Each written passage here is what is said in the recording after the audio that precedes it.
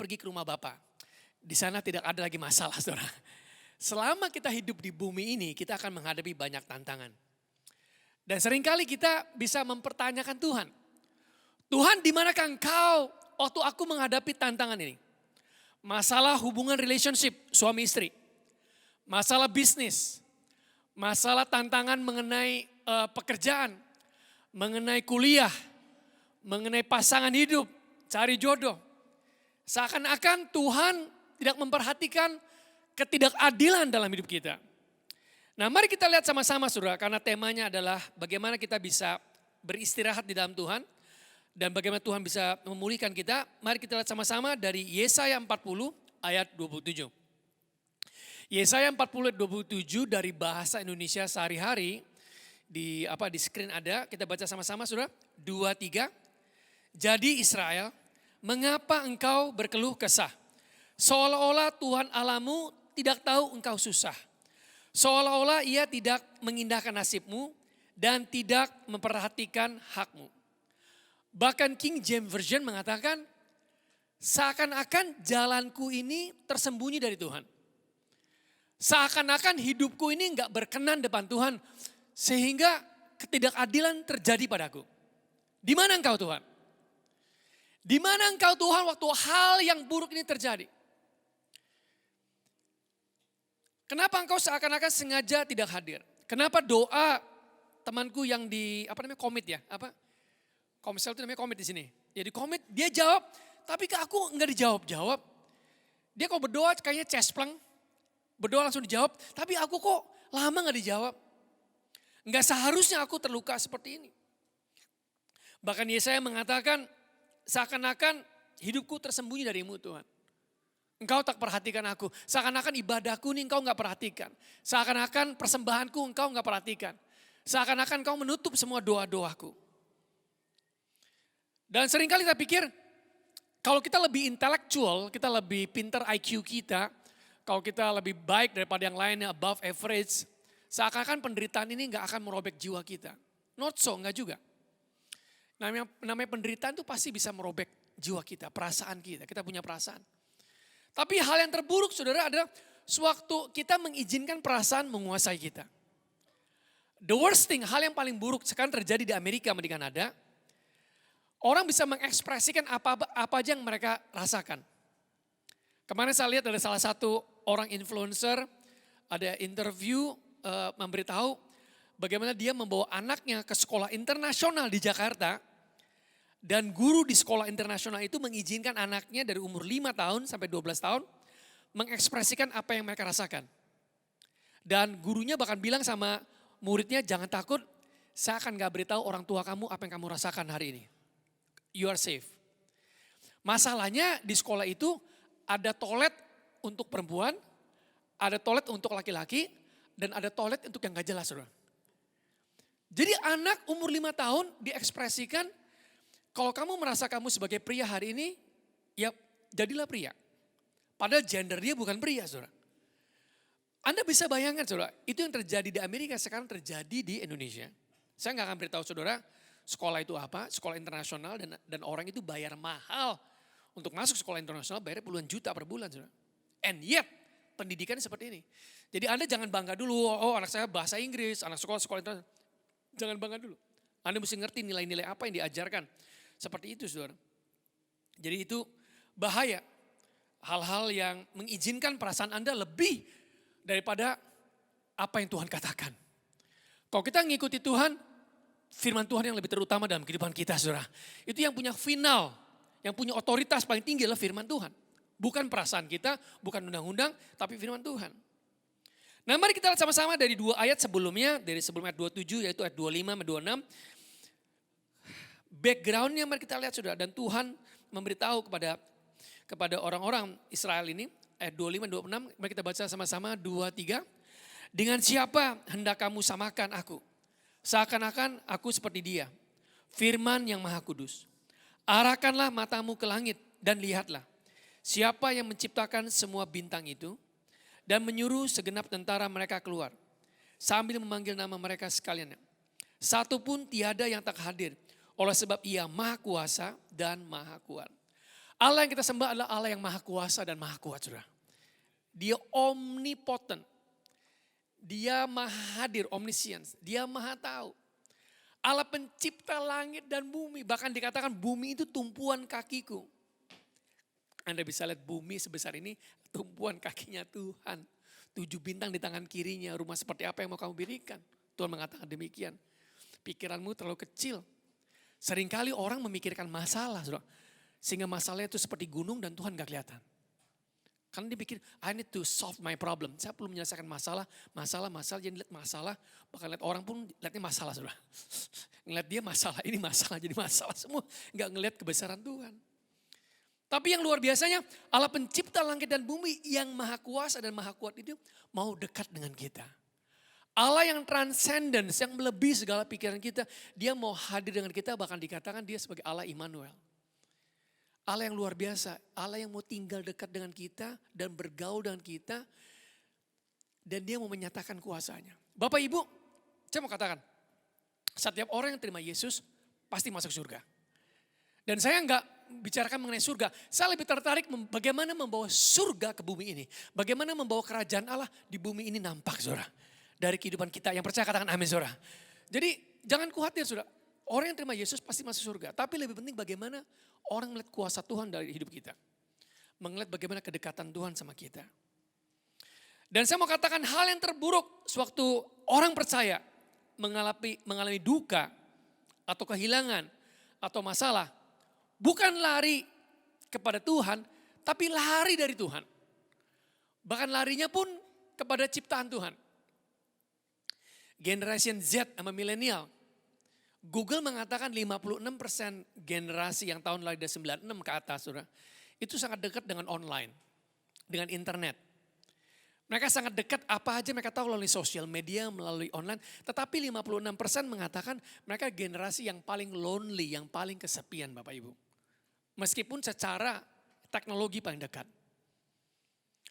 Jadi jangan katakan orang yang sangat pandai dengan dawai atau gadget atau gampang untuk download itu mereka yang orang-orang yang dekat satu sama lain. Tapi mereka adalah orang-orang yang jauh satu sama lain. Saudara. Tetapi secara virtual mereka dekat. Dan mereka selalu mencari apa yang viral atau apa yang tren. Dan saya mau katakan apa yang viral atau tren belum tentu benar, saudara. Belum tentu benar. Yang benar adalah firman Tuhan. Karena itu hanya tren saja. Dan yang terburuk, orang-orang percaya kalau mereka menghadapi masalah, mereka larinya kepada ciptaan Tuhan. Contohnya kepada bintang. Tahu bintangnya zodiak? Ya, ada yang lari ke bintang Libra. Oh, orang ini adil karena dia bintangnya Libra. Oh, orang ini ganas karena dia bintangnya Leo. Atau apalagi saudara, bintang apa gitu?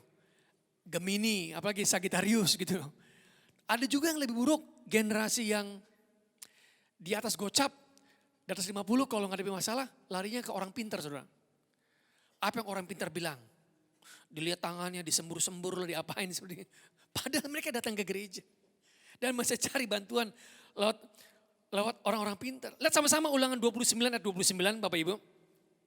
Ada banyak hal-hal yang tersembunyi, saudara. Dan yang tersembunyi Tuhan sengaja sembunyikan dan gak di-reveal kepada kita.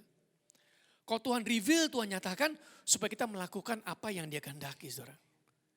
Itu sebabnya jangan sampai kita ini mempertanyakan Tuhan, saudara. Kalau bahasa Inggrisnya, you can ask God question, but you can never question God. Dengan kata lain, kita boleh bertanya sama Tuhan. Supaya kita bisa mengerti apa firman yang dimaksud dalam hal ini. Tapi jangan sampai mempertanyakan mengenai pribadi atau karakter Tuhan atau janji firman Tuhan. Bayangkan Bapak Ibu punya anak. Ya. Lalu Anda bilang, nak kita liburan bakal pergi ke Bali. Anda bilang gitu. Lalu anak Anda setiap hari datang, Pak kapan ke Bali? Besoknya lagi Anda bilang, ya nanti. Pak kapan ke Bali? Tiap hari nanya kapan ke Bali. Anda kalau sebagai ayahnya punya anak kayak gitu kira-kira gimana saudara? Pak kapan ke Bali? Besoknya nanya lagi, Pak kapan ke Bali? Lusanya nanya lagi, Pak kapan ke Bali? Anda jawabnya gimana? Jawabnya gimana saudara? Kalau anak Anda nanya tiap hari kapan ke Bali, Anda jawabnya gimana? Hah? Apa semua rohani? Oh. Anda kalau ditanya anak Anda tiap hari begitu, Anda senewan saudara. Tiap hari nanya kapan ke Bali, pasti kita akan ke Bali. Just trust me, percaya papa akan bawa kamu ke Bali nanti bulan Desember. Tapi dari bulan Agustus nanya terus setiap hari. Papa bilang Desember. Tanya lagi Pak kapan kembali? Kapan kembali? Jangan sampai kita juga sama Tuhan begitu saudara. Tuhan kapan janjimu digenapi? Tuhan kapan janji? Tuhan akhirnya gak mau ngomong, diam. Tuhan diam saudara. Ulangan 29 mari kita lihat sama-sama saudara. Ya. Hal-hal yang tersembunyi ialah bagi Tuhan Allah kita. Tetapi hal-hal yang dinyatakan ialah bagi kita dan bagi anak kita. Sampai selama-lamanya supaya kita melakukan segala perkataan hukum Taurat ini. Jadi kalaupun diterangkan pada kita, supaya kita melakukan firman Tuhan. Kadang-kadang orang tuh mau taat kalau udah mengerti semuanya. Belum tentu saudara. Kadang-kadang udah ngerti semuanya juga gak lakukan saudara. Ngomongin mengenai perpuluhan, udah ngerti juga gak dilakukan. Masih ada aja saudara bertanyakan. Seperti itu. Nah mari kita lihat bagaimana kita bisa beristirahat dan memperoleh kekuatan dan pemulihan. Yesaya 40:31 saudara, ini ayat utama yang saya mau bagikan di pagi ini. Yesaya 40:31 sudah ada di screen, kita baca sama-sama saudara. Yesaya 40 ayat 31. Bisa screen berikan Yesaya 40:31. Yesaya 40:31. Tetapi orang-orang yang menanti-nantikan Tuhan mendapat kekuatan baru. Mereka seumpama Raja Wali yang naik terbang dengan kekuatan sayapnya. Mereka berlari dan tidak menjadi lesu. Mereka berjalan dan tidak menjadi lelah. Jadi orang-orang yang menanti-nantikan Tuhan saudara, itu akan mendapat kekuatan baru. New strength, new energy, fresh. Ibaratnya kalau Anda punya handphone. Ya, Anda kalau punya handphone dipakai seharian, apa yang terjadi dengan baterainya saudara? Lowbat. Kalau udah lowbat, udah 0% masih bisa dipakai nggak? Lalu apa yang Anda bisa lakukan? Kalaupun iPhone yang mahal, handphone yang iPhone 14, yang harganya puluhan juta rupiah, baterainya itu udah 0%, bisa nggak Anda pakai? Kenapa? Kan mahal. Kan canggih. Paling canggih sekarang. Ya atau Huawei, apa power berapa tuh yang paling gede tuh, P6000 tuh. Gitu. Kalau nggak ada baterainya juga nggak bisa dipakai. Handphone aja perlu di recharge, apalagi kita saudara. Kita menghadapi masalah, kita menghadapi tantangan, menghadapi anak, juga capek. Bapak ibu kami punya 2 anak. Satu namanya Jacqueline umur 27, baru pulang dari Kanada, lulus kuliah. Satu lagi Joel. Anak kami Joel yang kedua, dokter diagnosa dia ADHD, Attention Deficit Hyperactive Disorder, autis. Waktu saya mendengar kabar itu, saya menolak. Saya menolak itu kata dokter. Saya nggak percaya. Saya doakan tiap hari. Yakobus mengatakan kalau ada anak yang sakit, olesi dengan minyak dan tumpangan tangan, maka anak itu akan sembuh. Saya sebagai ketua sinode kegerakan gereja Sitri yang memimpin 35 gereja Sitri di Indonesia, saya banyak doain orang dan orang banyak mengalami mujizat dan sembuh saudara. Masa anak sendiri saya doain gak sembuh? Apalagi berdoanya dengan istri. Di mana 2 orang sepakat, Yesus hadir. Saya ucapkan firman Tuhan setiap malam. Selama hampir 3 tahun saudara. Dari umur 4-7 tahun. Itu surga seakan-akan tertutup. Saya mendoakan sampai akhirnya saya gak punya kata-kata lagi karena saya nggak melihat jawaban doa di anak saya yang recover dari autis, dari yang tidak normal. Saya hanya satu, saya minta anak saya normal dan bisa bicara. Doa saya bukan minta IQ yang tinggi. Saya hanya minta dia normal, hanya bisa bicara. Sebagai seorang bapak saya mau anak saya bicara pada saya, bicara yang normal. Tek tok gitu ya, bicara yang normal.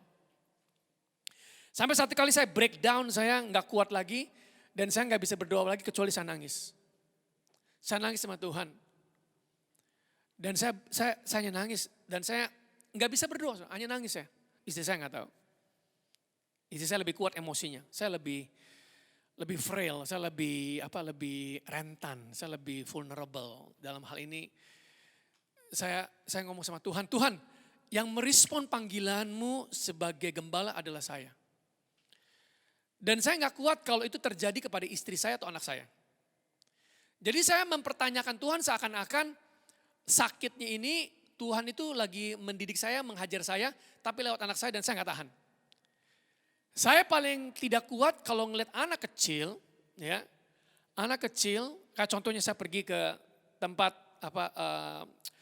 training center atau tempat pelatihan autis. Saya kalau mendengar kesaksian atau melihat, saya akan menangis. Apalagi kalau istrinya itu diceraikan sama suaminya, suami bilang dari garis keturunan saya tidak ada yang seperti ini. Ini pasti dari kamu. Kalau saya dengar gitu saya nangis, saudara. Meskipun itu bukan istri saya, orang gitu ya, tapi saya nggak kuat. Saya nggak tahan kalau ngelihat anak atau orang mengalami penderitaan seperti itu, saya nggak tahan. Dan saya mempertanyakan Tuhan saya udah respon kepada panggilanmu. Saya bekerja sebagai profesional pada usia muda 27 tahun. Saya sebagai GM di perusahaan US multinational company. Di usia 30 saya direktur.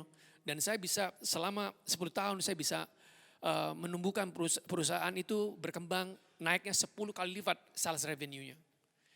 Dan saya bilang saya melayani apapun yang gereja minta saya layani. Mau memberi apapun saya lakukan.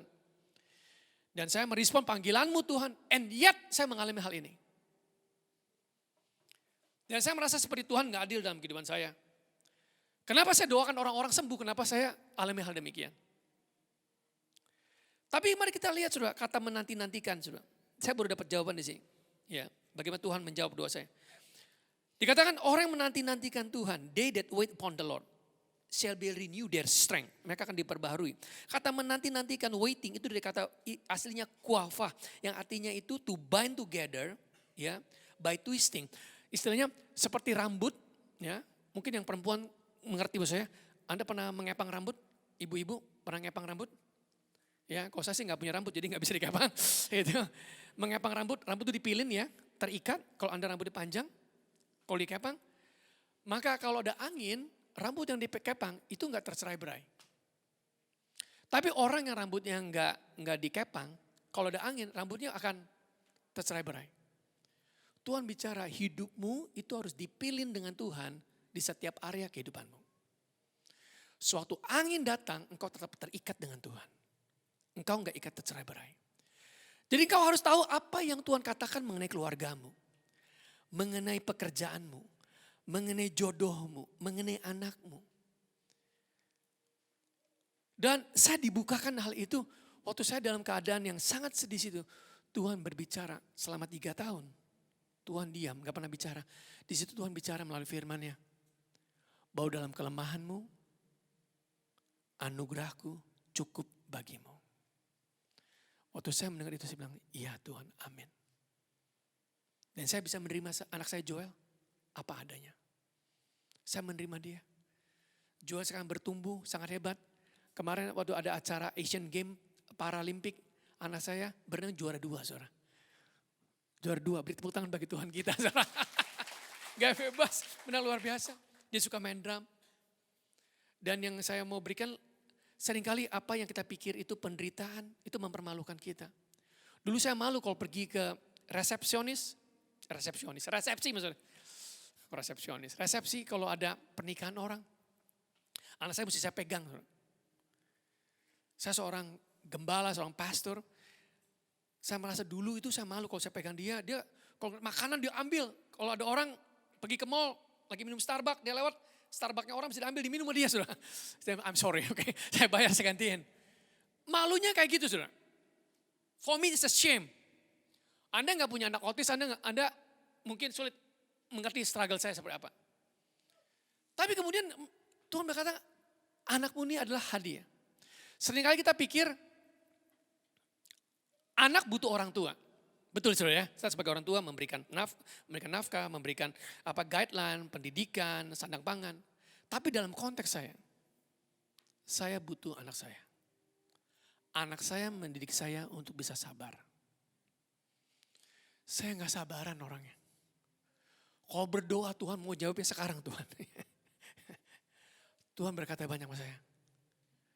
Dan saya gak pernah tahu bahwa tindakan saya itu berbicara lebih kuat daripada perkataan saya. Biasa pastor, biasa khotbah. Oke, biasa ngomong firman Tuhan. Seperti malaikat kalau di panggung. Dan psikiatris, speech therapist itu ngomong sama saya, Pak, yang membuat anak Bapak sembuh bukan kami. Kedekatan Bapak dengan anak Bapak yang Bapak mengajarkan. Bapak kan suka olahraga, ajak anak Bapak olahraga. Supaya otak kiri, otak kanannya ada jembatannya, neurotransmitternya jalan, Pak. Kadang-kadang sekarang dia ngomong, kadang-kadang kalau transmitter nyambung dia ngomong baik. Tapi kalau nggak nyambung, ya dia nggak ngomong. Ya, paket hemat gitu dia, saudara. Sudah makan belum? Sudah, terus jalan kayak gitu. Dia ngomong, dia ngerti apa yang kita ngomongin, tapi semau-maunya aja kalau ngomong. Dan dia bilang kan, coba kamu ajak anak kamu olahraga. Jalan sama-sama dia. Nah saya gak suka, maksudnya saya gak suka ngajak dia karena lama. Nunggu dia makan pakai sepatu, aduh. Nunggu 15 menit bagi saya kelamaan. 15 menit, 15 minutes is too much for me waiting. Bagi saya kalau jam segini ya jam segini. Jangan dilambat-lambat gitu kan. Tapi Tuhan ngajar saya untuk saya mau sabar. Dan kemudian saya pergi keluar, ini Ben. Anggap Ben sebagai anak saya, oke? Anak baru gede, oke? Jadi saya pagi-pagi olahraga, jalan kaki. Anak saya suka gandeng tangan saya, begini. Saya risih, saya lepas tangan saya begini, gitu kan. Kalau istri saya pegang saya boleh dong ya, suami istri. Tapi cowok sama cowok saya rasanya canggung. Waktu saya lepas tangan saya, Tuhan bilang, bukankah engkau juga mau memegang tanganku? Saya bilang ampun Tuhan. Jadi bukan saja saya izinkan dia pegang, kita jalan gandengan. Sedap. Kayak orang lagi honeymoon gitu ya. Saya jalan begini. Oke Ben, duduk Ben, cukup Ben. Jangan kelamaan, oke. Saudara, dan kemudian anak saya suka berenang gaya bebas. Karena kalau gaya bebas itu otak kiri, otak kanan. Sama kayak main drum itu bagus, otak kiri, otak kanan. Dan anak saya kalau berenang itu bukan cuma 1 lap, dia 20 lap kalau berenang. Badannya bagus, badannya bidang, kayak Superman badan dia. Lain, oke, bagus, semuanya keras. Seperti itu. Dan saya gak pernah tahu bahwa itu diperhatikan sama orang-orang yang tinggal di apartemen CBD Pluit. Saya tinggal di apartemen CBD Pluit sebelahnya Emporium. Di situ ada tauke. Anda tahu tauke? Bukan toke, tapi tauke. Orang-orang yang established bisnisnya, pengusaha, pabrik semua segala macam. Mereka memperhatikan saya hal itu. Saya gak tahu. Bagi saya, Tuhan udah bicara, saya terima anak saya. Dan saya mau untuk membuat dia semangat. Buat cerita jadi singkat, satu kali saya terima telepon daripada 7 orang yang bukan Kristen. Pak, tolong Pak datang kemari kita makan. Makan enak, makan Padang terenak seluruh Jakarta. Sudah mau tahu? Nanti habis khotbah saya beritahu, oke. Anyway, ini bukan soal makan, sekarang ini soal firman Tuhan. Dia bilang, oke Pak, saya datang. Udah, waktu kami duduk, datang, ngobrol, makan pada gitu. Mereka bilang, nanya, Pak, kami pernah ke rumah duka, dengar Mazmur 23. Ini bukan orang Kristen. Apaan sih Pak Mazmur 23? Itu kan Kristen. Saya bilang, bener mau tahu. Kalau mau tahu, saya perlu waktu 20 menit loh. Seperti itu. Ya Pak, udah habis makan. Udah habis kalau makan, bagaimana Pak Pendeta doain kami dulu. Bayangin saudara, seumur-umur saya gak pernah minta. Mereka minta saya untuk mendoakan mereka. Saya bilang, kalau gitu kita akan doakan damai sejahtera ya. Untuk bapak semua, di sini bapak-bapak semua. Kita doakan damai sejahtera, karena damai sejahtera lebih penting daripada punya uang. Anda punya uang, kalau gak punya damai juga, Anda gak bahagia. Udah doakan begitu, ya. Kemudian, oke sekarang waktunya Bapak sharing Mazmur 23. Oke saya terangkan, Tuhan adalah gembalaku. Takkan kekurangan aku. Lalu saya bilangin, kita ini semua adalah gembala, kita semua domba-domba. Kita domba yang tersesat. Saya domba tersesat, Bapak juga tersesat. Mereka bilang, ya emang benar kita tersesat. Kita nih selama COVID ngomongnya bicara mengenai saham. Saham apa yang bagus, kita bicara mengenai politik, kita bicara mengenai seks. Kita bicara mengenai cewek. Cewek siapa aja kita omongin. Ya. Padahal ini orang-orang udah pada usia-usia doang, cewek orang lain diomongin. Oke? Tapi kita gak pernah ngomongin satu, gak pernah ngomongin Tuhan. Lalu saya bilangin, kita semua ini seperti domba, saya juga gak benar. Tapi kita bisa ngalamin Tuhan. Firman Tuhan mengatakan apa? Gadamu dan tongkatmu, itulah yang menyertai aku. Meskipun aku lewat lembah kekelaman, namun engkau besertaku. Pada akhir pembicaraan itu 30 menit, Saya doakan mereka keselamatan untuk menerima Yesus, saudara. Tuhan pakai anak saya demi Injil. Tuhan beri waktunya supaya saya bisa menyentuh hati orang-orang ini, saudara. Tapi saya lebih fokus kepada kesembuhan anak saya. Saya nggak memikirkan mengenai ada orang-orang yang perlu Injil. Demi Injil, Tuhan izinkan air mata, kesusahan saya, mendidik anak. Demi Injil orang-orang yang diselamatkan, Tuhan izinkan saya melalui itu. Bapak Ibu, seringkali kita fokus dengan tantangan keuangan. Mengenai hutang kita, mengenai masalah yang mertua, mengenai seisi. Tapi lupa, kalau Tuhan jawab doamu, so what? Kalau Tuhan buat engkau sembuh pada hari ini, apa yang kau lakukan dengan kesembuhanmu? Kalau Tuhan kau beri kekayaan, apa yang kau mau lakukan dengan kekayaanmu? Apakah ini nanti untuk Tuhan? Apa it's all about me? Bapak Ibu, kalau kita bicara mengenai Rolex, itu artinya apa saudara? Bicara mengenai apa? Rolex apa? Jam tangan. Kalau kita bicara mengenai Mercedes-Benz, saudara tahunya apa saudara? Kalau kita bicara mengenai gereja, apa yang saudara tahu mengenai gereja? Jawab, apa? Kalau gereja bilang apa? Kebaktian, apa lagi? Persekutuan, apa lagi? Jawab, jangan takut, saya nggak bakal hukum saudara. Jangan takut. Kalau kita bicara gereja, apa yang masuk dalam pikiran saudara? Menyanyi. Apalagi? Come on, talk to me. Apa? Ibadah, enggak. Apalagi? Keselamatan apa? Berkat. Bapak Ibu, kalau kita sebut gereja, harus semua orang fokus pada satu, Yesus. Sama kalau kita sebut Rolex, jam tangan. Nah, Tuhan mau untuk kita dalam kehidupan itu, Tuhan bisa memberikan jawaban-jawaban. Mari kita pertama-tama sudah. Jadi kalau kita dipilih, kita menantikan Tuhan. Kita bukan cuma diem saja, tapi kita melibatkan Allah dalam setiap area. Dari hari Senin sampai Minggu. Sehingga saudara terikat menjadi satu. Hidupku bukan lagi aku lagi, tapi hidupku adalah Kristus. Seperti Paulus mengatakan, mati adalah keuntungan bagiku. Tapi kalau aku hidup, aku memberikan buah. Pertanyaan saya bagi setiap saudara, apakah Anda menghasilkan buah pada hari ini? Apakah Anda produktif atau Anda just think about yourself?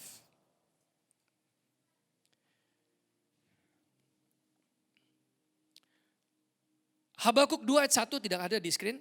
Dikatakan, aku mau berdiri di tempat pengintaianku, berdiri tegak di menara, aku mau meninjau dan menanti-nantikan Tuhan apa yang akan difirmankannya kepadaku.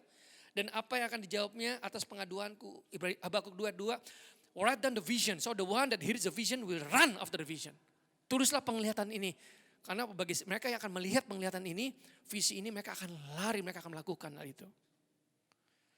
Jadi Bapak Ibu, kita kalau berdoa, kalau kita mau berdoa, Tuhan udah tahu belum doa kita, saudara? Ya, udah tahu belum doa kita? Karena Dia Allah Maha tahu. Tuhan ingin kalau kita berdoa, itu menantikan Dia. Tuhan ngomong apa? Seringkali hubungan doa kita ini sama Tuhan, hubungan kita ini cuma satu arah. Tuhan, ini Tuhan. Bum, bum, bum, bum. Butuh ini Tuhan. Doa syafaat. 1, 2, 3, 4, 5, 6. Tuhan mau ngomong, bye-bye, ciao. Padahal Tuhan mau bicara. Tuhan mau bicara. Satu firman dari Tuhan, satu perkataan dari Tuhan. Itu isi nafsu, saudara. Bapak Ibu datang ibadah, dengarkan. Ada satu firman yang menjamah hati saudara. Dan satu firman itu akan membangkitkan iman saudara. Saudara mendengar 30 menit, 1 jam. Apa? Satu, Tuhan kau mau bicara apa pada aku? Hari ini apa Tuhan? What are you speaking of me Tuhan? Tuhan lagi ngomong apa Tuhan? Mengenai aku, mengenai keluargaku. Apa Tuhan? Generasi yang saya katakan di generasi milenial seringkali gini. Tuhan, engkau harus bersyukur Tuhan. Aku telah beri engkau 2 jam loh Tuhan. 2 jam ini di online bisa ngapain Tuhan? Ada generasi kayak gitu saudara. You better be happy God. Because I came here for you. Jadi seakan-akan tuh kayak wasting your life. No, kalau kita ibadah, kita yang dibangun. Katakan amin saudara. Karena Tuhan berkata sama kita. Ini harus dirubah saudara. Mari kita lihat sama-sama dengan waktu singkat saudara. Tuhan berikan kekuatan dengan 3 cara. Pertama Tuhan akan intervensi. Yesaya 40:31. Mereka seperti Raja Wali yang naik terbang. Tinggi dengan sayapnya. Seperti induk Raja Wali yang intervensi mengangkut anaknya. Yang jatuh ke jurang yang lagi belajar terbang. Lagi nyaman sarangnya diporak-porandakan oleh induknya. Supaya anaknya yang udah dewasa ini terbang. Waktu terbang dia nggak bisa, maka induk Raja Wali itu akan cepat mengambil dan mengangkatnya kembali. Bapak Ibu udah berapa tahun jadi orang percaya? Sudahkah mengajarkan murid? Kita harus rubah dari kebiasaan pergi ke gereja menjadi orang-orang yang memuridkan. Yang percaya katakan amin saudara. Karena yang Tuhan inginkan menghasilkan murid. Muridkanlah bangsa-bangsa seperti itu. Ajarkan apa yang kita telah alami, ajarkan mereka. Ajarkan bagaimana doa yang dijawab sama Tuhan. Ajarkan bagaimana membangun hubungan suami istri. Bagaimana membangun bisnis yang baik menurut firman Tuhan. Bagaimana beretika yang baik. Ajarkanlah itu. Seperti itu. Jadi Allah secara supernatural mengubah situasi. Bagaimana Yusuf di penjara bisa dirubah jadi Perdana Menteri dalam 1 hari. It's God's intervention. Pastor John Chandra, dia mengalami intervensi dari Allah.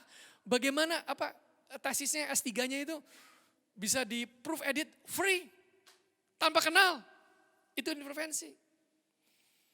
Satu kali kami diundang ke rumah sakit MMC. Sudah, kami melayani satu orang tua daripada jemaat kami. Dia terima Tuhan. Sudah berkumpul, orang ini kena kanker ya. Kanker apa sih itu yang di pencernaan gitu. Ya kuning semua. Sangat very yellow semuanya itu. Mereka udah berkumpul semuanya, udah siap-siap.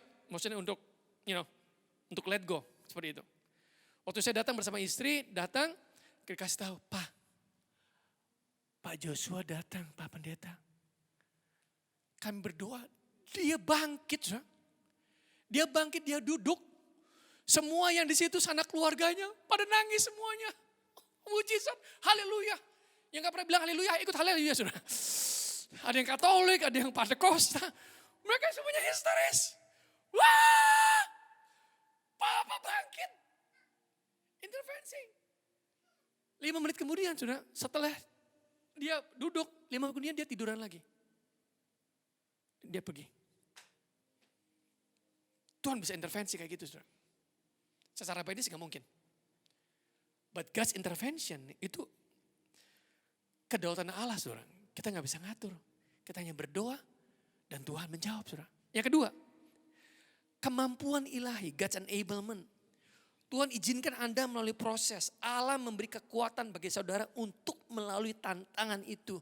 Untuk Anda melewati masalah, Anda bisa lari saudara. Menghadapi hal itu saudara. Anda punya kemampuan. Anda mendapatkan anugerah, God's enablement.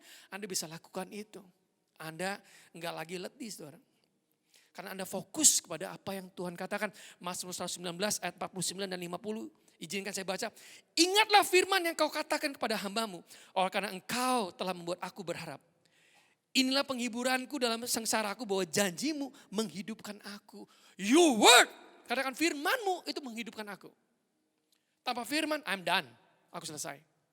Firmanmu Tuhan. Yang membuat aku bisa melewati. Bahkan masalah pun bisa aku lompati. Ya saya mengatakan, I can run through a troop, leap over the wall. Aku bisa bahkan melompati tembok-tembok masalah. Yang ketiga, yang terakhir saudara. Adalah nasihat ilahi. God's divine encouragement. Saudara diubahkan Tuhan di dalam masalah. Tuhan lakukan sesuatu dalam hati saudara, batin saudara. Jadi masalah enggak lagi problem. Dan Tuhan memberikan encouragement, nasihat ini melalui khotbah. Melalui lagu, melalui komsel, melalui mimpi, nubuatan. Sehingga saudara dikuatkan. Saudara mendapat kekuatan yang baru. Jangan pernah anggap remeh pertemuan orang percaya saudara. Karena Tuhan bisa bicara kepada saudara. Saudara bisa dinasehati. Itu supaya saudara datang ibadah hari Minggu, saudara dapat kekuatan yang baru.